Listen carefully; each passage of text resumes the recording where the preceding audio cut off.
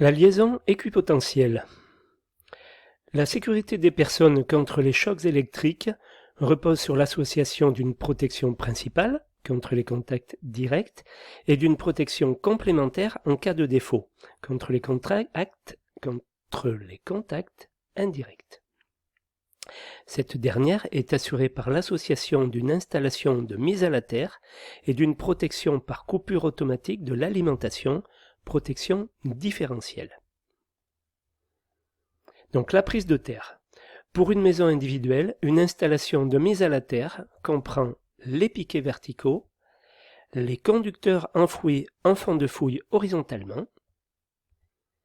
En ce qui concerne les piquets verticaux, la solution la plus courante consiste à réaliser la prise de terre avec un ou plusieurs piquets enfoncés verticalement au-dessous du niveau permanent d'humidité à une profondeur d'au moins 2 mètres.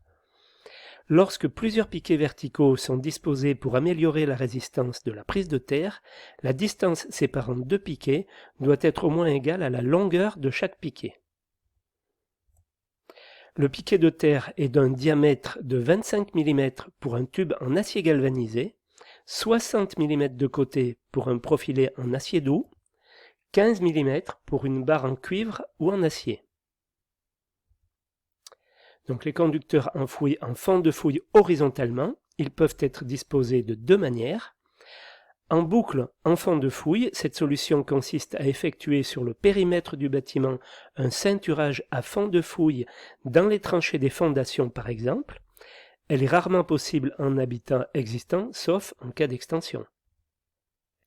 En tranchée horizontale, les conducteurs sont enterrés à environ 1 mètre de profondeur. On veillera à ne pas remplir la tranchée avec des cailloux ou du mâche-fer, mais plutôt avec de la terre pour améliorer la conductivité du terrain. Les conducteurs sont d'une section minimale de 25 mm² pour du cuivre nu, 95 mm² pour de l'acier galvanisé. Le conducteur de terre, appelé aussi canalisation principale de terre, il relie la prise de terre à la borne principale de terre. La section du conducteur de terre doit être au moins de 16 mm² en cuivre isolé, 25 mm² en cuivre nu, 50 mm² en acier galvanisé non protégé contre la corrosion. La borne principale de terre, donc, la borne principale permet de déconnecter la prise de terre de l'ensemble de l'installation et doit donc être facilement accessible et à l'abri des chocs. Elle relie les conducteurs de protection, les conducteurs de terre et les conducteurs de liaison équipotentielle principale. Les conducteurs de protection, donc le conducteur principal de protection relie la borne de terre au répartiteur de terre du tableau de répartition. Chaque canalisation doit comporter un conducteur de protection. Lorsqu'un conducteur de protection est commun à plusieurs circuits empruntant le même parcours, la section du conducteur de protection doit être égale à la plus grande section des conducteurs actifs. La connexion de chacun des conducteurs de protection doit être indépendante, une seule vis par conducteur. Tout ça, c'est des précautions à prendre par l'électricien. La liaison équipotentielle principale, LEP, elle a pour but d'éviter qu'une différence de potentiel n'apparaisse entre les différents éléments conducteurs dans le bâtiment. Elle doit relier à la borne principale de terre tous les éléments conducteurs du bâtiment. Les canalisations métalliques d'alimentation en eau, gaz, chauffage central, les éléments métalliques de la construction, les armatures métalliques du béton armé accessibles au moment du montage, les gaines ou tresses métalliques des câbles de communication.